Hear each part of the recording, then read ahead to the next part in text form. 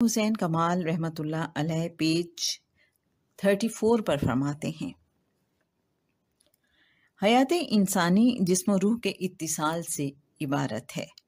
جس طرح ظاہری جسم کے چہرے کے حصے میں مختلف حواس کے لیے مختلف اعضاء، کان، آنکھ، ناک، زبان اور قوت لامسہ ہیں، اسی طرح روح کے حواس کو لطائف قلبی، روحی، سری، خفی اور اخفی سے موسوم کیا جاتا ہے۔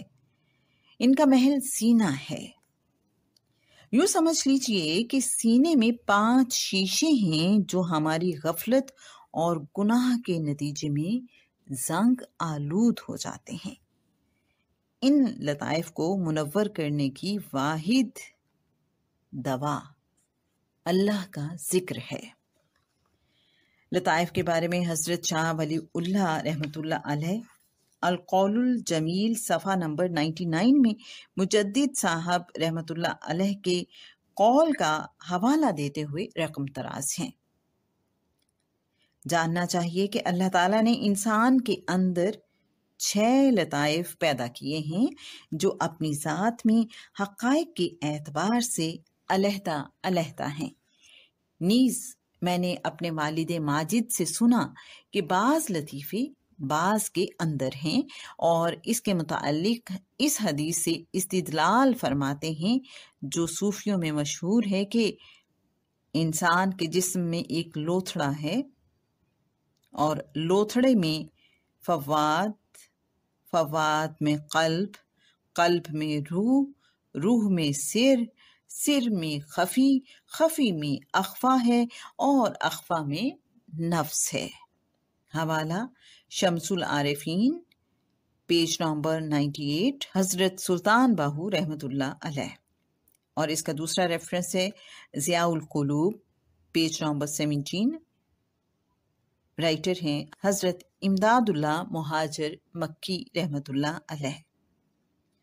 خلاصہ یہ ہے کہ حضرت مجدد صاحب رحمۃ اللہ علیہ کا مقصد یہ ہے کہ ان لطیفوں میں سے ہر ایک کو بدن کے بعض اعضاء سے ایک ربط و تعلق حاصل ہے، لہٰذا قلب کا تعلق بائیں پستان کے نیچے 2 انگلی پر ہے، اور روح کا ارتباط دل کے مقابلے میں دائیں پستان کے نیچے 2 انگلی پر، سری بائیں پستان کے اوپر، خفی دائیں پستان کے اوپر، اور اخفا کا مقام وسط میں ہے، نفس پیشانی پر، اور سلطان الاذکار پورے جسم پر حاوی ہے۔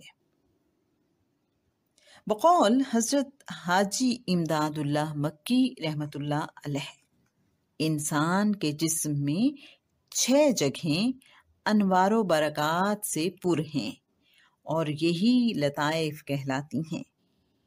بقول حضرت سلطان باہو رحمۃ اللہ علیہ، سری، قلبی، روحی، سوری، اخفا، خفی کماون ہوں، میں قربان تنہا توں باہو، جڑے اکس نگاہ جگاون ہوں۔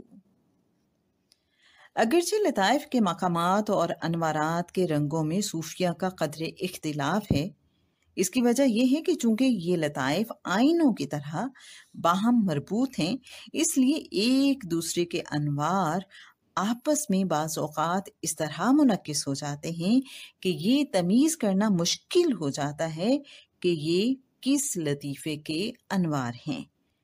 البتہ فقیر کمال کی تحقیق کے مطابق پہلے لطیفے کا رنگ زرد سرخ، دوسرے کا سفید، تیسرے کا سیاہ، چوتھے کا نیلا، 5ویں کا سبز، اور 6، 7ویں میں سب رنگوں کا امتزاج ہوتا ہے۔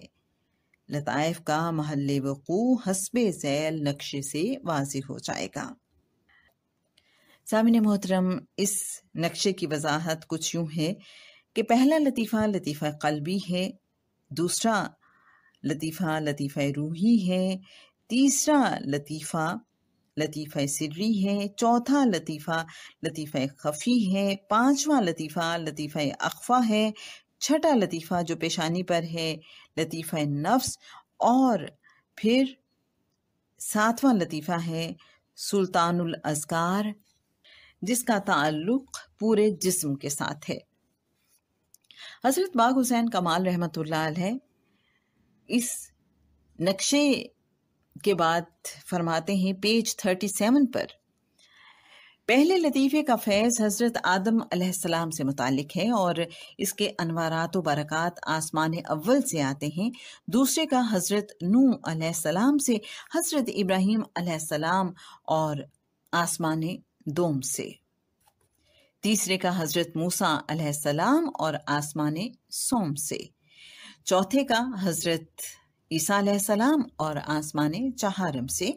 और पांचवें का रसूल अकरम सल्लल्लाहु अलैहि वसल्लम और आसमान पंचम से है। छठे और सातवें लताइफ के जारी होने पर छठे और सातवें आसमान से अनवार बरक़ात नासिल होते हैं। इन लताइफ पर जिक्र के दौरान बाज़ औक़ात साहिब कश्फ को मुतल्लिका आसमानो नबी, बैतुल इज़्ज़त, बैतुल मामूर और सिदरतुल मुंतहा की ज़ियारत भी नसीब हो जाती है। यहाँ ये बात भी काबिल तवज्जो है कि इन लताइफ को रूह में वही हैसियत हासिल है जो हवास खमसा को जिस्म में हासिल होती है। अगर किसी के जिस्मानी हवास मुअत्तल हो जाएं तो वो एक जानदार गोश्त का लोथड़ा रह जाता है और उसकी जिंदगी वबाले जान बन जाती है। इसी तरह जिस आदमी की रूह के ये लताइफ तारीख हों तो उसकी सारी रूह नाकारा हो जाती है। चूंकि कब्र और आखिरत में रूहानी जिंदगी होगी, इसलिए उस शख्स की उखरवी जिंदगी मुसीबत बनकर रह जाएगी। इतनी अहम और इनकिलाब परवर तासीर से ममलू इबादत को फरामोश कर देने का ही ये नतीजा है कि आज हम सोजो साजे रूमी रहमतुल्लाह अलैह और पेचो ताबे राजी रहमतुल्लाह अलैह से महरूम हैं। नमाज पढ़ते हैं मगर ज़ख़ीरा अंदोज़ी और कीनातोज़ी से बाज नहीं आते। हज करते हैं लेकिन कारोबार सियाह में मुलविस होने से एहतराज नहीं करते। रोज़ा रखते हैं मगर पड़ोसी के फाकों के एहसास से आरी हैं। गोया खुलूस फिल आमाल से कोई सरोकार नहीं रखते। अलगरज जब तक अल्लाह करीम के जिक्र से दिल आबाद रहता है, मशीयत ईज़्ज़ती के बायस हुस्न अमल की तौफीक मिलती और ज़िंदगी सकूनो मसरत का गहवारा बनी रहती है। और जो ही दिल गफलत का शिकार होता है, इंसान हिर्सो आस का बंदा, हवाओ हवस का पुजारी और सीरतो किरदार की पाकीज़गी से आरी और मखारिबी अखलाक का आदी हो जाता है। और जब कोई मुआशरा इन बुराइयों में मुब्तला हो जाए तो अमनो इत्मीनान, गारत और राहतो शादमानी अनका हो जाते हैं। जंगल के कानून की बालादस्ती होती है। जबरदस्तों का बाजुए चीरा दस्त दराज हो जाता है और जेर दस्तों की जिंदगी अजीरन हो जाती है। अल्लाह रब्बे जुल जलाल वल इकराम का वो इसमें ज़ाती है जिसके जिक्र से शीशा दिल से कसाफत दूर होकर उसमें चमक पैदा होती है। और जब ये शीशा पूरी तरह मुनव्वर हो जाए तो इसमें तजल्लियात बारी ताला हर आन जलवा पार होती हैं और ख्वाहिशात नफसानी के बुत पाश पाश हो जाते हैं।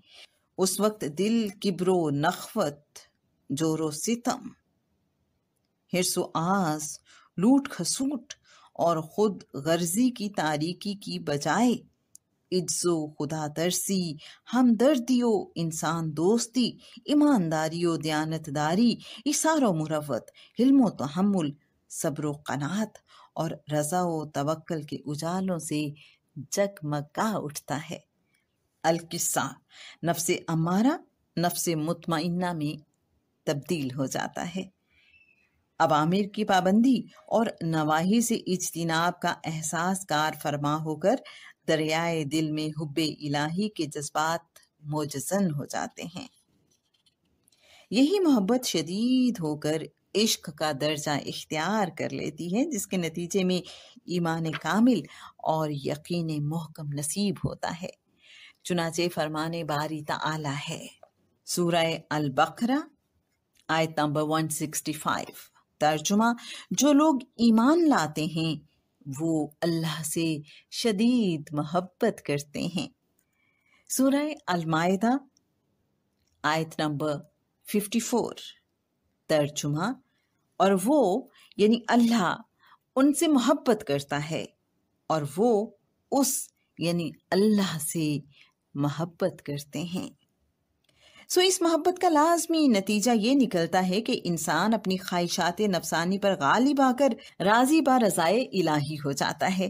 اس کا ہر قول و عمل مطابقت رسول اللہ صلی اللہ علیہ وآلہ وسلم کے سانچے میں ڈھل کر عین حکم الہی کے مطابق ہو جاتا ہے۔ چنانچہ میرے ذاتی مشاہدے میں آیا ہے کہ ذکر کی انقلاب انگیز تاثیر سے ہزاروں فسق و فجور میں مبتلا لوگوں کو صدق دل سے گناہوں سے توبہ کی توفیق نصیب ہوئی اور ان کا کردار خوشگوار رنگ اختیار کر گیا۔ یہی وہ تزکیہ باطن ہے جس سے دنیاوی اور اخروی فلاح و شادکامی وابستہ ہے۔ ارشاد الہی ہے، سورہ الاعلی آیت نمبر 14 and 15، ترجمہ: بے شک بامراد ہو گیا وہ شخص جو برے اخلاق سے پاک ہو گیا اور اپنے رب کا نام لیتا رہا اور نماز پڑھتا رہا۔ گویا تزکیہ باطن اور ذکر اسم ذات لازم و ملزوم ہیں۔ یہی وجہ ہے کہ تمام سلاسل سلوک میں ذکر اسم ذات کو تصوف کے قصر رفیع الشان کی بنیاد ٹھہرایا گیا ہے۔ تاریخ شاہد ہے کہ ہر دور میں مادیت کے تیرہ و تار طوفانوں میں فقیرانے بوریا نشین کی خانقاہوں میں ٹمٹمانے والے چراغوں کی ضوء سے لوگوں کے سینے منور اور ذکر اللہ کی ضربوں سے شیطانی قلعے مسمار ہوتے رہے، اور یہی وہ نفوس قدسی ہیں جو معاشرے کو لادینیت کی منغص یلغار سے بچانے کے لیے ہر دور میں روحانیت کی خوشبوئے جان نواز کے جھونکے لٹاتے رہے۔ انہی اولیاء کرام رحمت اللہ علیہ اور ذکر اللہ کی ظاہری و باطنی برکات سے معاشرے میں اعلیٰ اقدار کا بول بالا رہا۔ حقیقت یہ ہے کہ جب سے اسلامیان عالم کے سینے آتش اللہ اللہ سے سرد ہوئے ہیں، انہوں نے تعلیمات اسلامیہ سے منہ موڑ لیا اور دین سے بیگانگی اختیار کر لی ہے، ان کا ایمان کمزور اور یقین مزمحل ہو چکا ہے، وہ جوش عمل سے محروم اور قوت کردار سے عاری ہو جانے کے باعث اقوام عالم میں زبوں خار ہو کر رہ گئے ہیں۔ دینی شعار اور اخلاقی اقدار سے دوری کے سبب ذہنی ناآسودگی، بے عملی، پریشان حالی اور زولیدہ فکری کے افریت نے امت مسلمہ کو اپنی لپیٹ میں لے لیا ہے۔ ہماری زبوں حالی پر طاغوتی طاقتیں شادہ و فرحاں ہیں اور ہم کارواں کے دل سے احساس زیاں جاتا رہا کی تصویر۔ بقول حضرت اقبال رحمت اللہ علیہ، بتوں کو میری لادینی مبارک، کہ ہیں آج آتش اللہ سرد۔ اس بھیانک صورتحال سے بچنے اور مثالی معاشرہ تخلیق کرنے کا واحد طریقہ انفرادی و اجتماعی طور پر ذکر اللہ اپنانے میں ہے، اس لیے کہ اصلاح معاشرہ کے باب میں افراد پر خارجی اصلاحات و تدابیر اس وقت تک کما حقہ اثر انداز نہیں ہو سکتی جب تک ان کے باطن میں انقلاب رونما نہ ہو، اور باطن میں انقلاب ذکر اسم ذات کے بغیر ناممکن ہے۔ زمین بے امان کو امن کا گہوارہ بنانے کے لیے وہی نسخہ استعمال کرنا پڑے گا جو صوفیاء کرام رحمت اللہ علیہ اب تک تجویز کرتے آئے ہیں۔ سو آج اگر آپ محبت الہی کے طالب، تزکیہ باطن کے خواہاں، سکون قلب کے جویا اور اصلاح معاشرہ کے تمنائی ہیں تو اپنے دل کو اللہ کے ذکر کی سرمدی تانوں سے آباد کیجیے۔